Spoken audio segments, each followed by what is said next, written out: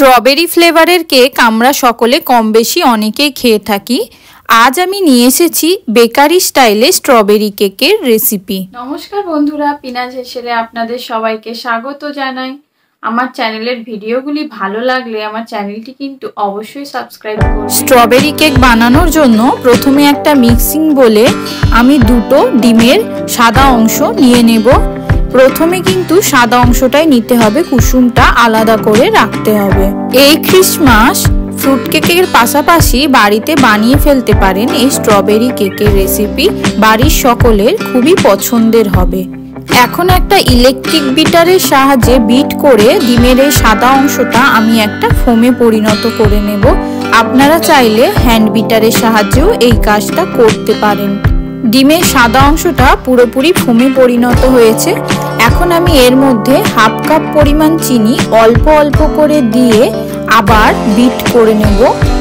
এখানে আমি 1 কাপ ময়দার জন্য হাফ কাপ চিনি ব্যবহার করছি। আপনারা চাইলে মিষ্টির পরিমাণটা বাড়িয়ে অথবা কমিয়ে নিতে পারেন। চিনিটা পুরোপুরি বিট করা হয়ে গেছে। এখন আমি এর মধ্যে অ্যাড করে দেব হাফ কাপ পরিমাণ বাটার। বাটারটাও অল্প অল্প করে অ্যাড করব, এতে করে সমস্ত কিছু উপকরণ একসঙ্গে ভালোভাবে মিক্স হবে। ভালোভাবে বাটারটাও মিক্স করা হয়ে গেলে এবার এর মধ্যে একটা একটা করে ডিমের কুসুম অ্যাড করে ভালোভাবে বিট করে নেব। আপনারা চাইলে পুরো কাজটাই কিন্তু হ্যান্ড বিটারের সাহায্যেও করতে পারেন। সবকিছু একসঙ্গে ভালোভাবে মিক্স করা হয়ে গেলে এটা এক পাশে রেখে দেব। এখানে একটা কাপে আমি 1 কাপ পরিমাণ ময়দা থেকে 2 চামচ ময়দা তুলে নিয়ে তার পরিবর্তে 2 চামচ কর্নফ্লাওয়ার অ্যাড করে দিলাম। এখন এটা আমি একটা বোলে ট্রান্সফার করে নেব। এর মধ্যে দিয়ে দেব 1 চামচ পরিমাণ বেকিং পাউডার আর 1/4 চামচ পরিমাণ বেকিং সোডা, আর দিয়ে দেব স্বাদ অনুযায়ী অল্প একটু লবণ। এখন এই সমস্ত উপকরণ একবার ভালোভাবে মিক্স করে ডিম চিনি ব্যাটারের মিশ্রণে অল্প অল্প করে মিশিয়ে দেব। অল্প অল্প করে মেশালে জিনিসটা খুব ভালোভাবে মিক্স হয় আর এর মধ্যে কোনো দানাদার ভাবও থাকে না। সমস্ত উপকরণ একসঙ্গে ভালোভাবে মিক্স করা হয়ে গেলে এর মধ্যে অ্যাড করে দেব 1/4 কাপ পরিমাণ দুধ। দুধটাও কিন্তু অল্প অল্প করে অ্যাড করতে হবে, একসঙ্গে অ্যাড না করাই ভালো। বাড়িতে এই স্ট্রবেরি কেকের রেসিপি একবার বানিয়ে দেখতে পারেন। বাড়ির ছোট থেকে বড় সকলেরই খুবই পছন্দ হবে এই কেক রেসিপি। তার সাথে কোনো রকম কোনো মাইক্রোওভেনেরও দরকার হয় না এই কেক রেসিপি বানানোর জন্য। এখন সমস্ত কিছু একসঙ্গে ভালোভাবে মিক্স করা হয়ে গেছে।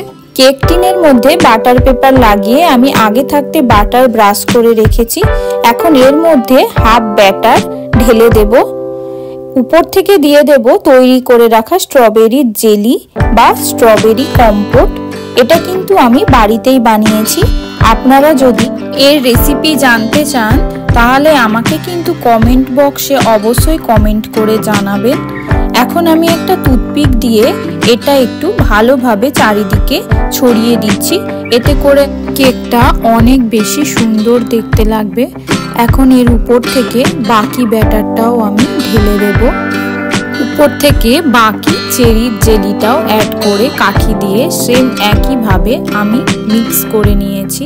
এখন চুলোয় একটা কড়া বসিয়ে 5 মিনিট আমি প্রিহিট করে নেব। ফিরে এলাম 5 মিনিট পর। এখন এর ভিতরে একটা স্ট্যান্ড রেখে এর মধ্যে কেক টিনটা বসিয়ে ঢাকা দিয়ে দেব 30 থেকে 40 মিনিটের জন্য। ফিরে এলাম 40 মিনিট পর। কেক পুরোপুরি তৈরি, তাও আমি একবার একটা টুথপিক ঢুকিয়ে চেক করে নিচ্ছি। দেখুন পুরোপুরি পরিষ্কার টুথপিক কিন্তু বেরিয়ে এসছে। এখন কেকটা পুরোপুরি ঠান্ডা করে নেব। পুরোপুরি ঠান্ডা হয়ে গেছে। এখন কেকটা আমি ডিমোল্ড করে নেব। ব্যবহার করা বাটার পেপারটা কেকের পিছন দিক থেকে পুরোপুরি তুলে দেব। আপনারা চাইলে এই কেকটা কিন্তু বাটারের বদলে সাদা তেল দিয়েও বানাতে পারেন। দেখুন কতটা সফট কেক তৈরি হয়েছে। এখন কেকটা আমি আপনাদেরকে কেটে দেখাবো। যারা ফ্রুট কেক খেতে ভালোবাসেন না তারা কিন্তু এই ক্রিসমাস বাড়িতে এই কেক রেসিপিটি ট্রাই করে দেখতে পারেন, খুবই ভালো লাগবে। তার সাথে আমার ভিডিওটা যদি ভালো লেগে থাকে আমার চ্যানেলটি কিন্তু অবশ্যই সাবস্ক্রাইব করে যাবেন।